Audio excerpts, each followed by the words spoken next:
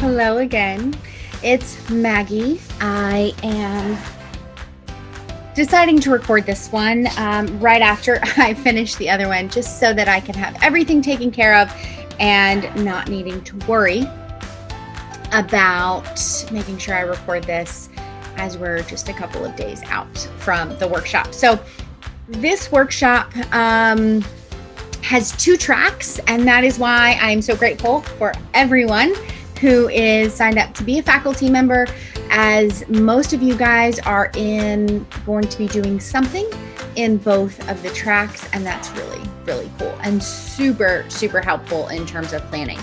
And I'm going to spend just a few minutes sharing my screen and showing you guys a couple of important documents that you have received from Kathy, as well as that the participants have received as well. And this all pertains to the small group practice. And the main reason for me going through this is often in the faculty meeting, the first day of an in-person workshop, we're going through these folders, but I know that some of you guys are going to be jumping in a little bit later that evening, or not until maybe the next weekend or something like that. So I wanted to go ahead and get this out there, just so if you have any questions about the documents or where to find them, Kathy and I are more than happy to help you. So the first is that everything that you would have received in a blue or a red folder from Kathy in person has been sent to your email. And so if anything that you are used to receiving has made it to you, that is at least the goal and what Kathy and I discussed today. So the main thing is that all of the small group practice information that you're used to seeing, the Rapport Tool, let me go ahead and share my screen here so that you can see what I'm talking about. The Rapport Tool, which looks like this, as you can kind of see me highlighting over here. This is the Rapport Tool that is used in the very first small group practice of both level 1 and level 2. And this is just a way for all of the participants to get to know each other in a way that allows them to begin formulating language to personalize and individualize their hypnotic language. Remember, wanting to use the person as our script. So using this rapport form is pretty vital, and taking a good 15 minutes or so of your first small group to go through it. There will be an introduction to small group in level 1. And so I'll be going over the small group rapport form, but if you have any questions, if you haven't used it in a long time, and I'm happy to reach out, or if you reach out to me, I'm happy to talk to you about how it looks and how it goes, how to go through it. I'm an electronic person. No, I'm not a person who's electronic. I use a lot of electronics, so I typically am typing and versus writing this information. So professional counselor and substance abuse specialist, having advanced training in ASCH, etc. So then if someone else like Linda, right? She's a nurse practitioner and a whole lot of other acronyms that I don't know what they are.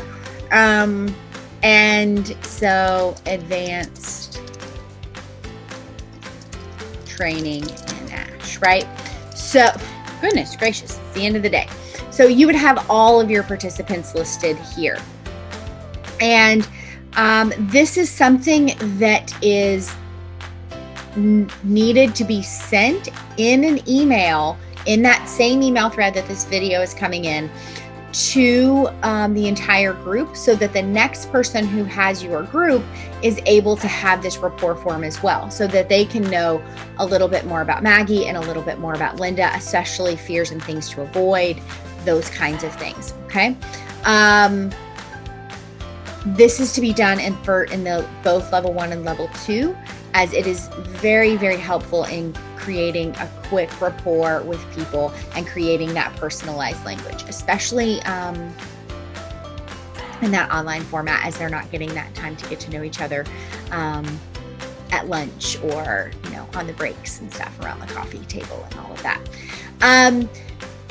Please note that the faculty and the participants are receiving several scripts as an example. I have sent a video to the participants letting them know not to use these in the small group, not to just read them verbatim, but to reference them ahead of time to be able to better formulate language, just to better understand how to use language for diaphragmatic breathing, eye fixation, arm levitation or reverse levitation, and then the eye roll. So these are just the ones that have been provided. They're in. Additionally, just wanted to let you know that feedback forms, which should now be on your screen, you will get 4 or 5. I think I asked Kathy to send 5 of these blank forms. If you are just printing, please note that you don't need to print 5 copies of the 5 if you're only doing one small group. I do everything electronically. I actually pull this form up on my iPad, and then I use my Apple Pencil here, and I just write on here as I would if it were a piece of paper, and then I send it electronically. I think you can get an idea. No, I don't have it easily pulled up. So whatever works best for you. Some people will print it, write on it, take a picture of it on their phone and send it in an email. Some people will scan it. Some people will, if you're like me and you have the editor for the PDF, you are welcome to type if that's kind of your jazz here. Whatever works best for you, right? There are a lot of different options now that we're in the virtual format. Typically, in the folders, the blue or the red folders for level 1 and level 2 respectively, there is a form somewhere either stapled on the front or slid into the folder that's a big, bright neon color, and that's for us to write any hey, pay attention to me information. Since we're not going to be passing a folder from one person to the next, when you send your rapport form and you send your small group feedback forms in the email thread, please note anything that we need to know. Maggie took a very long time to reorient. Make sure you give extra time for that kind of thing. Anything that is important that you'd want someone to know who's going to be having that group next, as well as for me and the coordinators to know, just in case we need to follow up in the moment. It's also helpful to have all of this stuff in the email, because anyone who is in the 911 backup position is going to get all of these emails as well. And if they need to jump into a small group, they'll have at least a better idea, or at least, they can look at it really quickly if they ever had to jump into a group. We haven't needed that yet, but just in case. So those are the things to keep in mind in terms of the small group documents. So I'm going to take just a few minutes, super quick now. We're going to have 4 small group practice sessions in level 1, 3 small group practice sessions in level 2.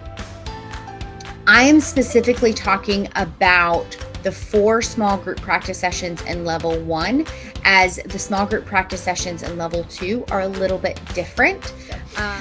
The main thing is to note that it's imperative that everyone practices.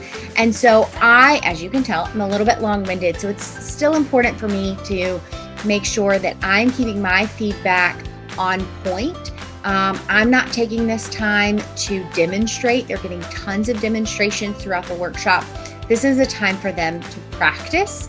It's also keeping in mind time frames. So take a look at, this is just some approximate times. Take a look at how long each of the small groups are, how many participants you have. Right now we have 5 members in each of the 5 groups. We have 25 participants, and break it down accordingly. And as you can see, we're having processing and feedback time 1 to 2 minutes. And so that means we're really just hitting the highlights. We want to give them as much time to actually practice as possible.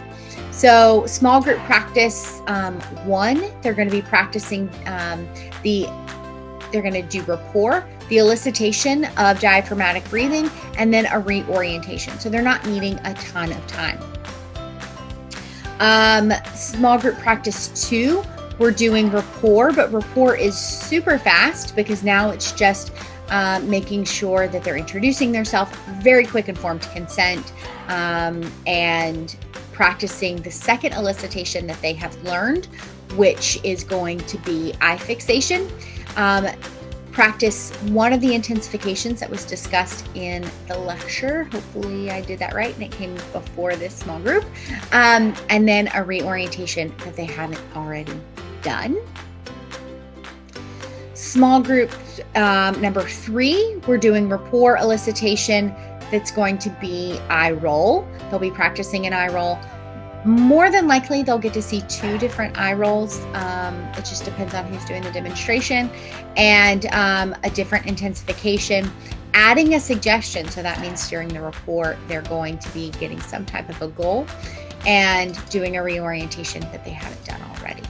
Again, we're wanting to do this, remember, in that time frame allowed, making sure that all 5 members get enough time to have the full practice experience versus having twice as much feedback and half as long to practice. Now, session 4, this is where we're doing all the things, right? So rapport, elicitation, intensification, phenomenon. So they will have seen arm levitation or reverse levitation before this small group practice, a suggestion to the goal that they set, and reorientation. In a virtual format, we're making sure and letting them know to assess for alertness pre and post. So you can use whatever scale you're used to doing, just making sure that we are paying attention to how reoriented someone is at the end, especially in that virtual format. If you have any questions, please ask me. I do it a lot, so I'm happy to discuss that with you. Please take a look at the language that's here. The EC approved updated standards of training last year, and that included a lot, or a few, depending on how you look at it, language updates, and that includes elicitation, intensification, and reorientation. I know that I've been doing this long enough that I still use the old language. Sometimes I even catch it on some of the forms. I'm like, I thought I updated this.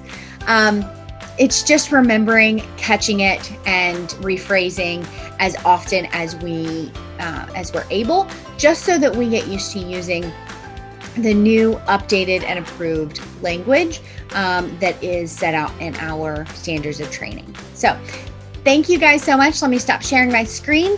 I greatly appreciate your time. I greatly appreciate your willingness to be a part of this workshop. And again, please email me in this email thread or send me a text in the group text that I need to send out now before it gets to be just a little bit too late. I also need to just not be at my desk any longer. It's almost 9 o'clock at night. Work-life balance, right?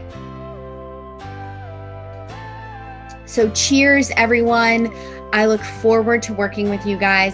Again, if you have any questions, please reach out. I'm so happy to work with you. Kathy and Peter will be our SFA staff, and so they're also here to help us along this journey. So thank you guys again.